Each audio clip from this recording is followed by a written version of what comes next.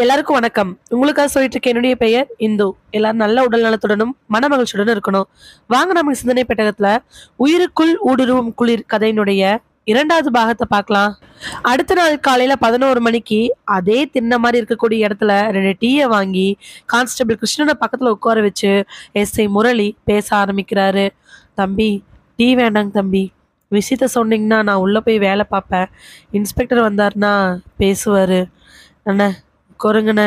Inspector தான் எங்கேயோ வெளில போயிருக்கிறாரே, அவர் வரக்கு லேட் ஆகுன்னு ஃபோன் வந்துச்சு. நீங்கள் உட்காருங்கண்ணே. மனசே சரியில்லை, அதான் ஒரு டீ குடிக்கலான்னு உங்களை கூப்பிட்டு வந்தேன். சொல்லுங்க தம்பி. டீ எடுத்து கையில குடுக்க அதை வாங்கின கான்ஸ்டபிள் எஸ்ஐ முரளிய ஒரு வாட்டி பாக்குறாரு. முரளி கையில டீ எடுத்தாலுமே கீழே குமிஞ்சு ஏதோ யோசிச்சுட்டு இருக்கிறாரு. என்னத்த சொல்றதுன்னு, இந்த கேஸை நினைச்சாலே வயித்த பெரட்டுது. காலையில இருந்து எல்லா டாக்குமெண்ட்டையும் புரட்டி புரட்டி பார்த்துட்டேன். கொடுத்த எல்லா ரிப்போர்ட்டையும் படிச்சும் பார்த்துட்டேன். சம்பந்தப்பட்ட ஃபாரன்சிக் ஆஃபீஸர் டீமு, போஸ்ட்மார்ட்டம் ரிப்போர்ட்டை கொடுத்த டாக்டர் கிட்டேயுமே எல்லாமே கேட்டு பார்த்துட்டேன். அவங்க யாருனாலும் எந்த க்ளூவும் கொடுக்க முடியாதுன்ட்டாங்க. அந்த அப்பார்ட்மெண்ட்ல இருக்கிறவங்க கிட்ட போய் விசாரிக்கலான்னா எல்லாம் காலையில் 6 மணி 7 மணிக்கே சாப்பாடை கட்டிக்கிட்டு வேலைக்கு போயிட்டாங்களாமா. பக்கத்தில் இருக்கிற 2 3 பேர்த்துக்கிட்டையுமே அந்த கட்டாத பில்டிங்கை கட்டிட்டு இருக்கிறவங்ககிட்டயும் கேட்டேன். அவங்களுக்கும் ஒன்றும் தெரிலண்ணே. என்னென்ன பண்ணுறது, எப்படி கண்டுபிடிக்கிறது? சினிமாவில் தான் கதையாட்டிருக்குண்ணே. போலீஸ்காரன் கண்டுபிடிக்கிறதெல்லாம் ரொம்ப சாத்தியமான விஷயமான்னு எனக்கு தெரியல. டீயை 2 முறை குடைச்சவர் திரும்பி, தம்பி, சினிமாங்கிறதும் வாழ்க்கையோட ஒத்துப்போனதான் நான் நினைக்கிறேன். ஏன்னா சினிமாவில் கண்டுபிடிச்ச பல கொலைகள், பல கொள்ளைகள், இன்னும் நிறைய விஷயங்களை விட நேராக நிறைய பேர் கண்டுபிடிச்சு நான் பார்த்துருக்குறேன். ஏன், நம்ம இன்ஸ்பெக்டரே எடுத்துக்கோங்க.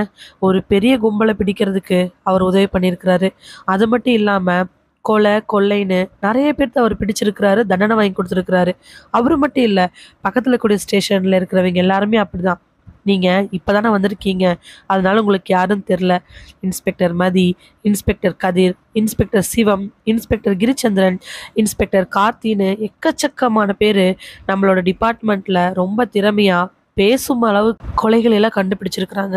அதில் லேடிஸு, பெண்கள்னு சாதாரணமாக எடை போட்டு சொல்கிறேன்னு நினச்சிடாதீங்க. குடும்பத்தையும் பார்த்துக்கிட்டு வேலையிலையுமே ரொம்ப துல்லியமாக இருக்கிற லேடி கான்ஸ்டபிள்ஸ்லேருந்து, லேடி எஸ்ஐலேருந்து, லேடி இன்ஸ்பெக்டர் வரைக்கும் சினிமாவோட ரொம்ப திறமையாக கண்டுபிடிச்சிருக்காங்க தம்பி. இதுக்கு அனுபவம் தேவை, அதான் உண்மை. அனுபவம் தேவைன்னா நான் எத்தனை கேஸை நான் பிடிச்சு அதுக்கப்புறம் இந்த கேஸை ஹேண்டில் பண்ணுறது? எந்த கேஸை பிடிச்சாலும் அது என்னுடைய முதல் கேஸ் தானே. அதான் தம்பி, நிறைய பேர்த்துக்கிட்ட கேளுங்க. இதில் ஏதாவது க்ளூ கிடைக்கிறதுக்கு வாய்ப்பு இருக்குமான்னு நிறைய பேர்த்த அட்வைஸ் கேளுங்க. இன்ஸ்பெக்டர் ஐயா கிட்ட பேசி பாருங்க. அட ஏன்னு, அவர் நான் பக்கத்தில் போனாலும் எரிஞ்சு விழுகிறாரு. அப்படி என் மேலே என்ன காண்டுன்னு தெரிய மாட்டேங்குது.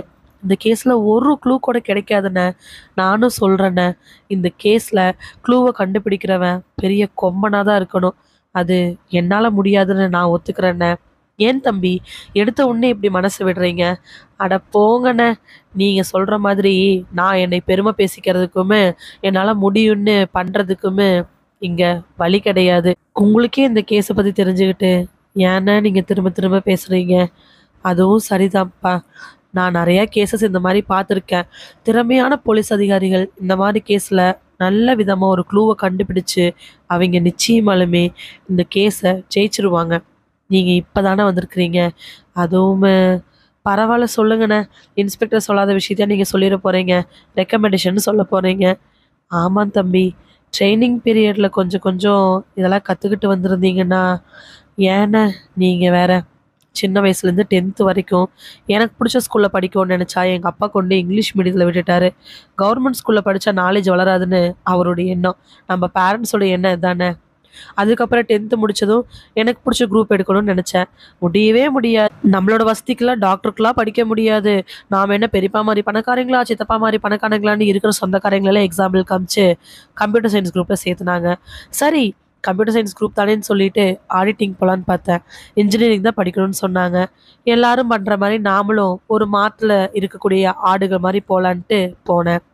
அங்கே போனால் ஆம்பளை பையன்னா மெக்கானிக்கல் டிபார்ட்மெண்ட் தான் எடுக்கணும், ஆட்டோமொபைல் டிபார்ட்மெண்ட் தான் எடுக்கணும், இல்லை சிவில் டிபார்ட்மெண்ட் தான் எடுக்கணும்னாங்க. ஏன், ஆம்பளை பையன் சிஎஸ்சி ஐடியில் எடுத்தா குறைஞ்சு போயிடுவாங்களா என்ன? படிப்புக்கு கூட ஆம்பளை பொம்பளை இருக்கான்னு இந்த கேள்வி கேட்டதுக்கு வீட்டில் பயங்கரமான அடி. அதுவும் எனக்கு பிடிச்ச காலேஜ் இருக்கும்னு நினச்சேன். கவர்மெண்ட் காலேஜ் கிடைச்சுமே எங்கள் அப்பா ஊருக்குள்ளேயே பக்கத்துலேயே தான் நீ படிக்கணுன்ட்டு ஒரு ப்ரைவேட் காலேஜில் லட்சக்கணக்கில் செலவு பண்ணி படிக்க வச்சாரு. படித்து முடிச்சோடனையுமே கேம்பஸ் இன்டர்வியூவில் வேலை கிடைக்கும்னு நினச்சாங்க. ஏன் நல்ல நேரமா கெட்ட நேரமான்னு தெரில, கேம்பஸில் கிடைக்காம என் டிபார்ட்மெண்ட்டுக்கு சம்மந்தப்பட்ட மாதிரியே ஐடியில் ஒரு ஃபீல்டில் எனக்கு வேலை கிடைச்சிச்சு. சம்பளம் 25. வழக்கமாக சினிமாலெல்லாம் பார்க்குறாங்கல்ல, கால் சென்டரில் 50,000 கொடுப்பாங்க, ஐடினா 1,00,000 அதெல்லாம் முட்டாள்தனமாக நம்மளை எங்கள் அப்பா அம்மா இதை இவ்வளோதானான்னு திட்டி திட்டி தீத்தாங்க. ஒரு வருஷம் சிரமப்பட்டு போனேன்ன. ஏதோ ஒரு கல்யாணத்துக்கு போயிட்டு வந்தவங்க பையனுக்கு கல்யாணம் பண்ணலையா அப்படின்னு கேட்க எங்கள் அப்பா பண்ணணும்னு சொல்ல, சும்மா ப்ரைவேட்டில் வேலைக்கு போகிறவனை வச்சு என்ன பண்ணுறது, கவர்மெண்ட் சம்பளம்னா தான் நிலையாக இருக்கும், பையனை கவர்மெண்ட் வேலையில் சேர்த்து விடுன்னு கேட்க, அதுக்கு என்ன ஏதுன்னு எங்கள் அப்பா விசாரிக்க லட்சக்கணக்கில் செலவு பண்ணி ரெக்கமெண்டேஷனில் எனக்கு இந்த எஸ்ஐ போஸ்ட் வாங்கி கொடுத்துருக்காங்க. நம்ம இந்தியன் பேரண்ட்ஸ்க்கு கவர்மெண்ட் வேலைனா தான் நல்ல மாப்பிள்ளை, நல்ல பையன், நல்ல சம்பாத்தியம். ப்ரைவேட்டோ பிஸ்னஸ் பண்ண அவன் முட்டாள். என்ன பண்ணுறது? அவன் புலம்பிக்கிட்டே டீயை குடிக்க பக்கத்தில் வேற வழியே இல்லை அப்படின்னு கொண்டுட்டு இருக்கக்கூடிய கான்ஸ்டபிள் கிருஷ்ணன் தலையை மட்டும் ஆட்டிட்டு இருக்க கரெக்டாக இன்ஸ்பெக்டரோட ஜீப்பு வந்து நிற்கிது. தட்டா புட்டான்னு டம்ளரை வச்சுக்கிட்டு கான்ஸ்டபிள் கிருஷ்ணன் 2 அடி பின்னாடி தள்ளி போய் நிற்க, கையில் வச்சிருக்கக்கூடிய டம்ளரை கூட கவனிக்காம எந்திரிச்சு நின்ன எஸ்ஐ முரளி ஒரு சல்யூட் போடுறாரு. டம்ளாரையும் முரளியும் பார்த்துட்டு அந்த பக்கமாக நின்றுட்டு இருக்கக்கூடிய கிருஷ்ணனையும் அவர் குடிச்சு கீழே வச்சிருக்கக்கூடிய டம்ளாரையும் பார்த்த இன்ஸ்பெக்டர் வேகமாக உள்ளே போய் சேரில் உட்கார்றாரு. தம்பி, நல்லா விஷமாக மாட்டிக்கிட்டோம், என்ன பண்ணுறனே தெரியல. ஏற்கனவே உங்கள் மேலே பயங்கர கடுப்பு, உங்கள் கூட உட்காந்து 2-3 வாட்டி பேசுனதை பார்த்து என் மேலே பயங்கர கடுப்பில் இருக்கிறாரு. அண்ணன் அண்ணன்னு கூப்பிட்டுருப்பாரு. இப்போல்லாம் கான்ஸ்டபிள் அண்ணன் கான்ஸ்டபிள்னு மாறிடுச்சு. எனக்கு என்ன போதும் தெரில தம்பி. படபடப்பில் அவர் உள்ளே போன 2 செகண்டில் வெளியில் எட்டி பார்த்து, தம்பி சொல்லுங்கண்ணே, இன்ஸ்பெக்டர் கூப்பிடுறாரு. மெல்ல மெல்ல நடந்து இன்ஸ்பெக்டர் இருக்கக்கூடிய இடத்துக்கு முன்னாடி போய் நிற்க மறுபடியும் ஒரு சல்யூட் போட, இன்ஸ்பெக்டர் தான் தொப்பையை கழட்டி வச்சுட்டு தன்னோட வாட்ச் எல்லாம் கழட்டி வச்சு சட்டை பட்டன்லாம் லூஸ் ஆக்கிக்கிட்டு கான்ஸ்டபிள் பக்கத்தில் நிற்கிறவங்கள பார்த்து, கான்ஸ்டபிள்ண்ணே சொல்லுங்கள் சார், உங்கள் பக்கத்தில் நிற்கிறாரு எஸ்ஐ என்ன பேசிகிட்டு இருந்தாரு சார்? அது வந்து பரவாயில்ல சொல்லுங்க. சின்ன வயசுலேருந்து எப்படி கஷ்டப்பட்டு, ஓ அந்த 12th மார்க் எடுத்தது, 10th மார்க்கில் குரூப் எடுத்தது, இன்ஜினியரிங் சேர்ந்து பிடிச்ச டிபார்ட்மெண்ட் எடுக்க முடியல, அதுக்கப்புறம் மறுபடியும் ஐடியில் போய் இதெல்லாம் எப்படிடா இன்ஸ்பெக்டருக்கு தெரியும்னு ஒரு முறை யோசிச்சவர், ஒன்றும் இல்லைண்ணே, டீ கடைக்காரரு நேற்று விஷயம் சொல்லும் பொழுது இதே என்கிட்ட சொல்லிட்டாரு. உடனே கான்ஸ்டபிள் கிருஷ்ணன் அங்கே இருக்கக்கூடிய எஸ்ஐ முரளியை மேலிருந்து கீழே ஏத்த இறக்கமாக பார்க்க ஒன்றுமே தெரியாத மாதிரி முரளி கிருஷ்ணனை பார்க்குறாரு. சப் இன்ஸ்பெக்டர் முரளி சார், உங்களுக்கு ஒரு குட் நியூஸ் சொல்லுங்க சார். எப்போவுமே வழக்கமாக ஒரு கேஸில் க்ளூ கண்டுபிடிக்கணும் அப்படின்னா ரொம்ப சாதாரணமாக கண்டுபிடிச்சிட முடியாது. அதுவுமே ஒரு கேஸில் ஒரே ஒரு இன்சிடென்ட் நடந்திருக்கு அப்படின்னுமே, அதில் ஃபாரன்சிக் ரிப்போர்ட்லேயுமே போஸ்ட்மார்ட்டத்தில் எந்த க்ளூவும் இல்லை அப்படிங்கும் பொழுது நம்மளால எதுவுமே கண்டுபிடிக்க முடியாது. அப்படி தானே? ஆமாம் சார். அதனால தான் ஆண்டவனா பார்த்து இந்த கேஸை நீங்கள் ஹேண்டில் பண்ணணும்னு சொல்லி உங்ககிட்ட கொடுத்தா அதே அன்னைக்கு நைட்டு இன்னொரு மர்டர் நடந்திருக்குது. சார் என்ன சார் சொல்கிறீங்க? ஆமாம், கான்ஸ்டபிள் கிருஷ்ணனை பார்த்தவர். ஏன்னா அந்த ஒரு பாலத்துக்கு கீழே இருக்கக்கூடிய ஊர் பேர் என்னது? புதூருங்க. புதூர். அங்கே ஒரு மில் இருக்குதே. ஆமாங்க, பேப்பர் மில்லு. அந்த பேப்பர் மில்லு பேர் கூட ஸ்பார்க்கிள்ங்க. அதேதான். அந்த ஸ்பார்க்கிள் அப்படிங்கிற மில்லிலிருந்து சும்மா ஒரு 750 மீட்டரில் ஒரு மர்டர், சாரி 2 மர்டர். அந்த கேஸும் இந்த கேஸும் இன்வால்வ் ஆயிருக்குது. ஸோ நீங்கள் அந்த இடத்துக்கு போய் என்ன ஏதுன்னு பார்த்து கண்டுபிடிச்சு க்ளூவை மொத்தமாக எடுத்துகிட்டு வந்து குற்றவாளி கண்டுபிடிச்சிடுறீங்களா சார்? ஆனால் அந்த கேஸு இந்த கேஸோட சம்மந்தப்பட்டதுன்னு எப்படி சார் சொல்கிறீங்க? ஓ, எஸ்ஐ சாருக்கு விளக்கம் ஃபுல்லாக கொடுக்கணுமா? சரி, இதோ கேஸ் டீட்டெயில் சொல்கிறேன், கேட்டுக்குங்க. நைட்டு ஒரு 8 மணி இருக்கும். டவுன் பஸ்லேருந்து இறங்கி சாந்தியுமே அவங்களோட 11 வயசு மீனாங்கிற குட்டி பொண்ணுமே நடந்து வந்துட்டு இருக்கிறாங்க. சாந்தி கையில் ஒரு பையி, ஒரு கட்டைப்பையில் துணிகளோட 2-3 ஸ்நாக்ஸோட நடந்து வந்துட்டு இருக்கிறாங்க. அந்த மில்லை தாண்டி தான் அவங்க வீட்டுக்கு போகணும். மில்லு வரைக்கும் தான் ஆட்கள் நடமாட்டம் இருக்கும். மில்லை தாண்டிட்டாங்க அப்படின்னா ஆட்கள் நடமாட்டம் ரொம்ப குறைவானதாக இருக்கும். 2 பேரும் வேக வேகமாக நடக்க ஆரம்பிக்கிறாங்க. மீனா, சீக்கிரம் நட, இருட்டு கட்டிக்கிச்சு பாரு. நடக்க முடியலமா, அரைஞ்ச பல்லெல்லாம் கழண்டு போயிடும். என்னடி அம்மாயி வீட்லேருந்து கிளம்புனா கிளம்பவே மாட்டேங்கிற. நாளைக்கு பள்ளிக்கூடம் போகணும். 6 மணி பஸ்ஸுக்கே போலான்னு சொன்னேன். கேட்டியா? இப்ப 7:30 பஸ்ஸுக்கு தான் வருவேன்னு சொல்லிட்டு வந்தேன். உங்க அப்பா ஆட்டோ வச்சிருக்காரே தவிர, அதனால நமக்கு எந்த விதமான பிரயோஜனம் கிடையாது. ஆட்டோக்கார பொண்டாட்டி எங்க போனாலும் ஆட்டோல தான் போவான்னு யாராவது சொல்லி காதுல கேட்டுக்கிட்டா தான் உண்டு. நாங்க தான் வந்து இறங்குவோம். வந்து கூப்பிடுங்கன்னு உங்க அப்பா கிட்ட சொல்லுச்சுல்ல. ஃபோன கூட எடுக்க மாட்டேங்கிறாரு. இந்த ஆள வச்சுக்கிட்டு பிள்ளைகள பெத்துக்கிட்டு எனக்கு ஒரே பெரும்பாடா இருக்கு. என்னால நடக்கவும் முடியல. வயிறெல்லாம் வலிக்குது. மில்லுக்கு பக்கம் போனதுக்கு அப்புறமா தான் மீனாவோட மனசுக்குள்ள பயம் வருது. அம்மா, எனக்கு அந்த பக்கமா வரக்கு ரொம்ப பயமா இருக்கு.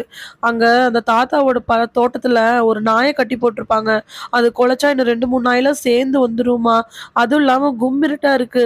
மில்லுக்கு பின்னாடி எல்லாம் பாரு, லைட் ஆஃப் பண்ணிட்டாங்க. நீ அப்பாவையே கூப்பிடு, நாம அப்பா கூடயே போயிடலாம். மில்லுல வெளிப்பக்கமா லைட் எரிஞ்சு உள்ளுக்குள்ள ஆட்கள் வேலை செஞ்சுட்டு இருக்கிறது நல்லாவே தெரியுது.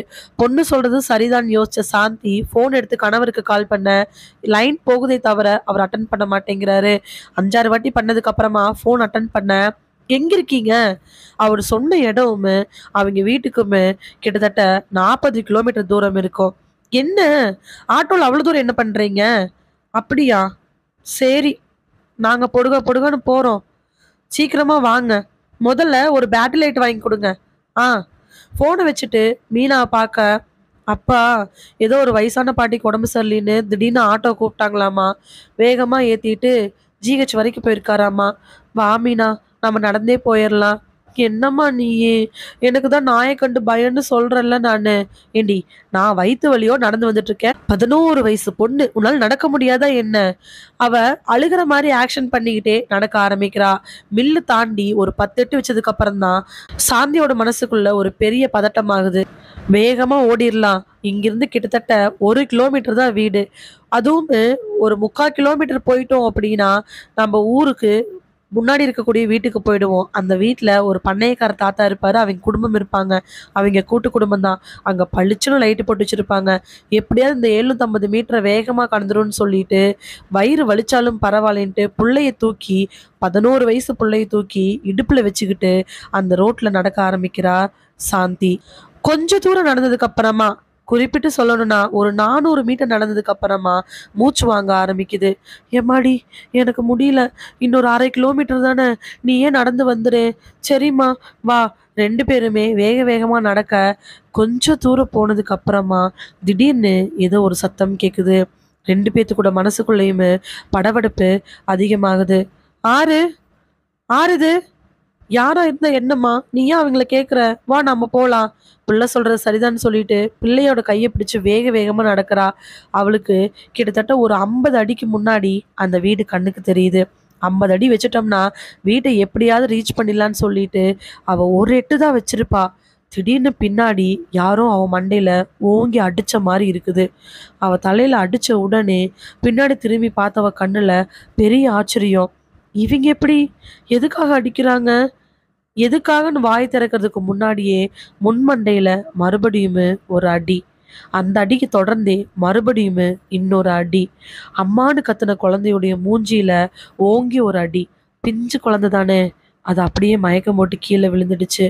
சத்தம் கேட்டு ஆட்கள் வரத பார்த்த உடனே அந்த உருவம் கொஞ்சம் கொஞ்சமா ஓடி வேற ஒரு காட்டு வழியா மறைஞ்சிருது. அந்த மில்லுக்கு பின்னாடி கழிவுநீர் போறக்காக இருக்கக்கூடிய தொட்டிக்கு பின்னாடி குதிச்சு அந்த உருவம் அங்கிருந்து போயிருது. ஒரே ஒரு ஆள் மட்டும் வெளியில கட்டல் போட்டு கொண்டுட்டு இருக்க. 50 அடி தூரத்துல ஒரு அம்மாவும் பொண்ணும் விழுகிறத பார்த்துட்டு வேகமா ஒடியார, வயசான அவருக்கு பின்னாடி அவருடைய பசங்களும் ஒடியாடுறாங்க. வந்து பார்க்கும் பொழுது 2 பேருமே இறந்து கிடக்குறாங்க. எதால அடிச்சாங்க, என்ன காரணம்னு யாருக்கு தெரியாது. ஆனா அந்த அம்மாவும் அந்த பொண்ணுமே இறந்து கிடக்கிறத பார்த்துட்டு போலீஸ்க்கு இன்ஃபார்ம் பண்றாங்க. நைட்டு 9 மணிக்கெல்லாம் அங்க ஒரு பெரிய கூட்டமே கூட ஆரம்பிச்சிருச்சு. இன்ஸ்பெக்டர் சொல்லி முடிச்ச உடனே எஸ்ஐ, சார், ஆனா நைட் எனக்கு எந்த இன்ஃபர்மேஷனும் வரல சார். கான்ஸ்டபிள் கிருஷ்ணா உடனே இன்ஸ்பெக்டரை பார்த்து, நம்ம ஸ்டேஷனுக்கு யாருமே இன்ஃபார்ம் பண்ணல சார். நேற்று நைட்டு நான் தான் நைட் டியூட்டி பார்த்தேன். கூடவே நம்ம கான்ஸ்டபிள் சுந்தரம் இல்லைண்ணே, நம்ம ஸ்டேஷனுக்கு இன்ஃபர்மேஷன் வரல. அதுக்கு காரணம் அப்போதைக்கு பக்கத்து ஸ்டேஷனில் இருக்கக்கூடிய இன்ஸ்பெக்டருக்கு ஃபோன் பண்ணி இன்ஃபார்ம் பண்ணியிருக்கிறாங்க. இதில் ஒரு முக்கியமான விஷயம் என்ன அப்படின்னா, கொலை நடந்த இடம் என்னமோ பக்கத்து ஸ்டேஷனுக்கான இடம். ஆனால் அந்த பொண்ணோட வீடு இருக்கக்கூடிய இடம் நம்ம இடத்த சேர்ந்தது.